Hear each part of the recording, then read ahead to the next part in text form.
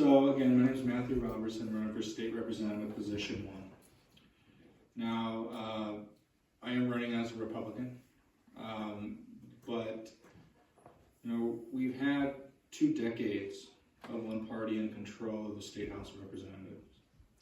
At some point, the score has to be read.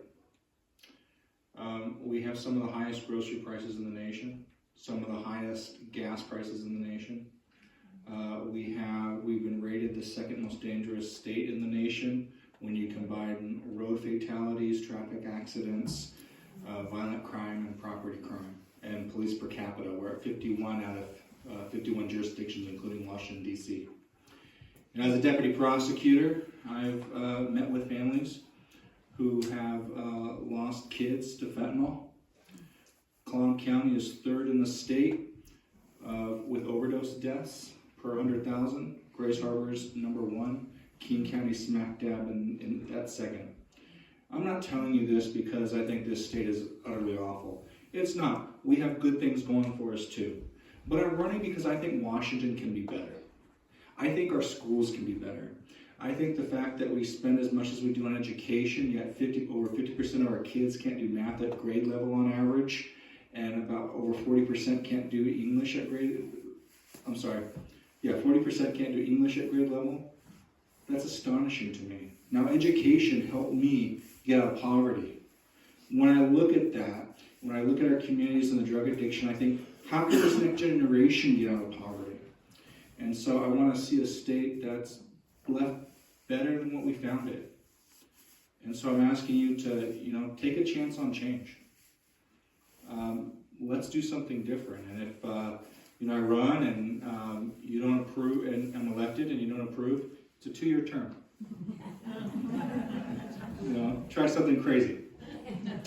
But in all seriousness, it's a campaign about change.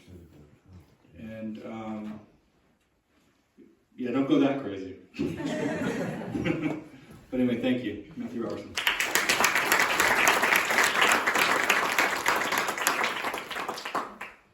Thank you all for coming out this evening. I really appreciated it.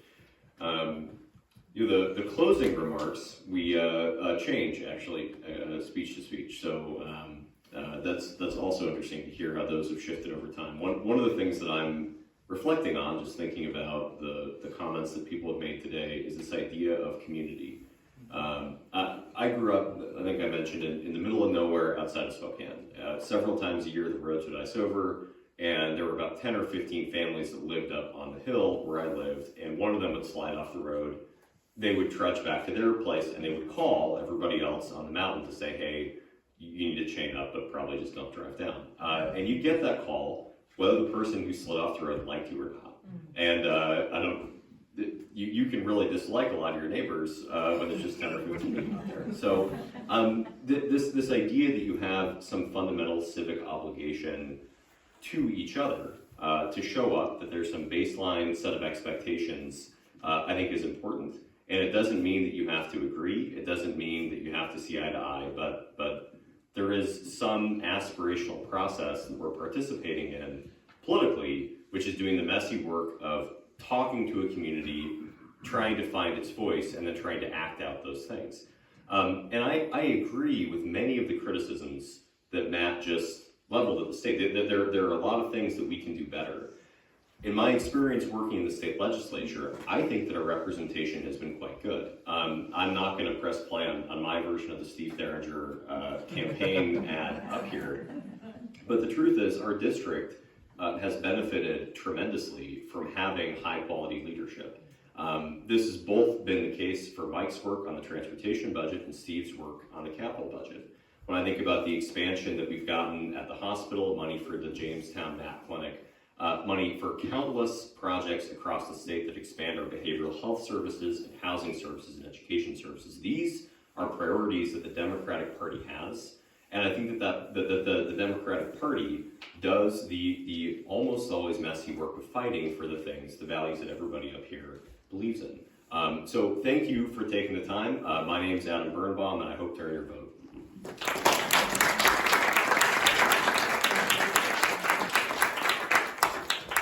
Well, I want to thank the Garden Club for having us out. I think it's been a great night, and I think we proved tonight, right, that we can get along. We may disagree, but we're not throwing things at each other. So thank you very much for having us out. And I just have to correct something Mr. Chapman said. Folks, we have to deal in economic reality.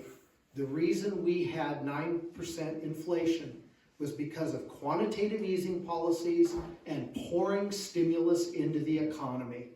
We would not have had that inflation had it not been for that. Very, very difficult to argue against that economically. So I just wanted to correct that. And the other thing that we need to keep in mind, just like Matt said, and even Adam alluded to some degree, we've had one-party rule for a long time.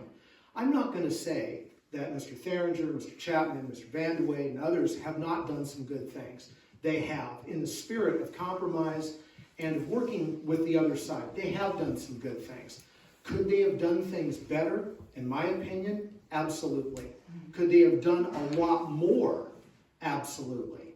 So again, I'm just saying we can do better in this district.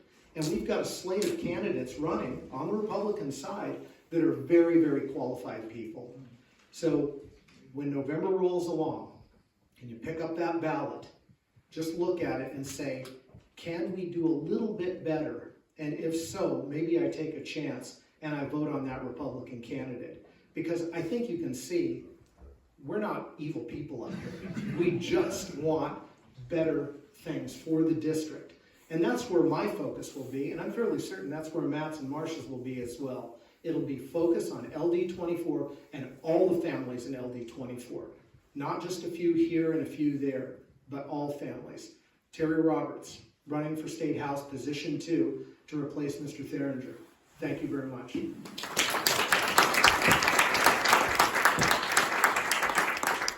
Well, thanks for having us. The food was great. You've been an incredibly attentive group. I think some of us have started to get a little tired, but you guys have been, very attentive, which is great. I want to touch just a couple of things. So some folks may know I co-chair a joint executive legislative committee on aging and disabilities. And in that group, we developed actually the Walk Care policy that was asked about, that's on your ballot. And when we did that, we had staff and we had actuaries look at long-term care within the private sector or other alternatives. And this is the alternative we came up with, because long-term care insurance is imploding and the premiums were getting higher and higher and the services were getting lower and lower. What Walk Care is, and just a little bit different from what Marcia, it's not meant to pay for that. It'll give you $36,000 a year, but it's not meant to pay for a nursing home. Anyone who's dealing with that issue knows that that goes by in 10 months. What it is meant to do is let you age in your home, age in place. And Washington's a leader in this. We are saving millions of dollars because people are aging in place. We bring the care workers to the home. And that's what this money would do. It would keep you in your home for an extended period of time. Once this is initiated, the state will start saving $450 million a year in Medicaid costs. Wow. So it is a social service insurance program at 58 cents, $100.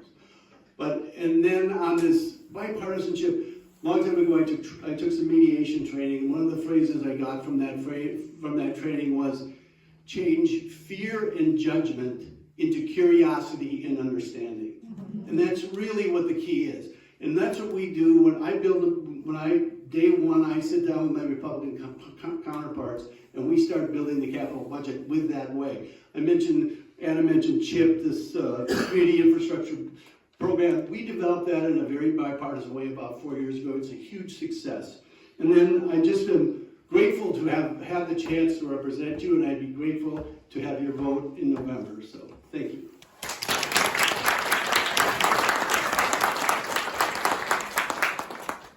Well, thank you all for being here tonight and being here late. A lot of talk about partisanship tonight, and I'm either doing something right or something wrong, because I have supporters on both sides and I have detractors on both sides. I get attacked on one side for having timidity to run as a Republican, and I get attacked on the side for not being a hard line.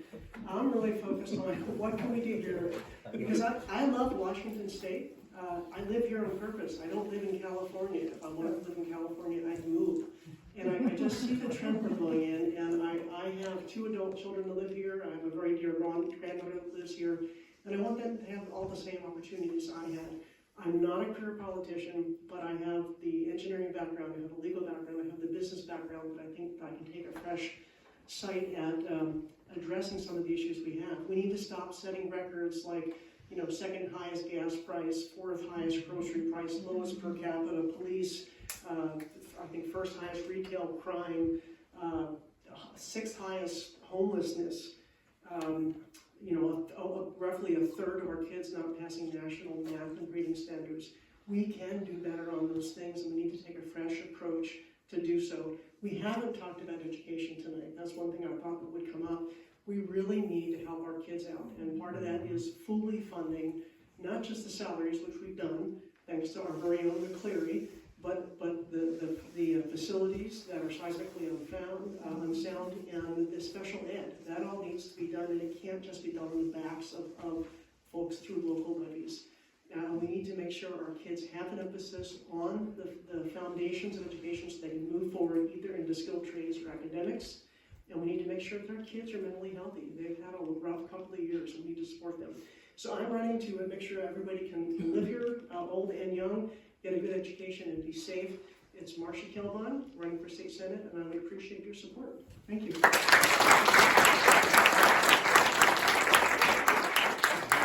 Again, I think all of us, and I think you all the candidates tonight, a big round of applause. You know, I've been to a lot of forums over the years. I've been elected in Cloud, and then from starting in the year 2000, I was trying to add up the other night how many forums I've been to, and I couldn't sleep, and I did fall asleep. Which so many. I've been to a lot of forums. You know, you have seen individuals completely committed to stating their position clearly, but also out of respect.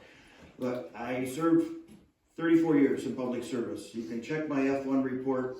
I have not gotten rich, but I've had a very full career serving the public, law enforcement, local government, state government.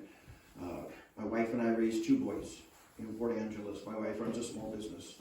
My older son works for the hospital. He's getting his education degree right now. My younger son also went to college. Both of them went to college.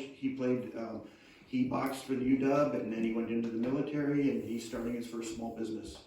My wife's family dates back to the late 1800s in the Joyce area. My wife's grandfather is memorialized in the Forks Loggers Hall of Fame, and you don't get memorialized unless you've lost your life in the woods. So the family that I'm a part of, that I was welcomed into, has deep roots to this community. I'm proud of my public service career, and I'm proud that, you know, yeah, have we made a few mistakes? Is everything not perfect in Washington State? Of course not.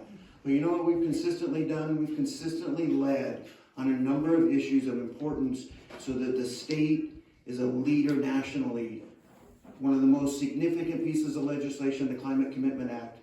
And we'll see what the voters say, but if the voters say no to that, no other state will touch climate issues in the future, because they'll say, yeah, if they couldn't keep it in Washington State. Making our tax code more progressive, serving you day in and day out as a public servant is a lifelong calling and a lifelong career, and it's an honor to even be a candidate for this kid from South Seattle, grew up in a broken home, to think that I'm a candidate for state senate. So look forward to talking to you afterwards. Thanks everyone for being here tonight.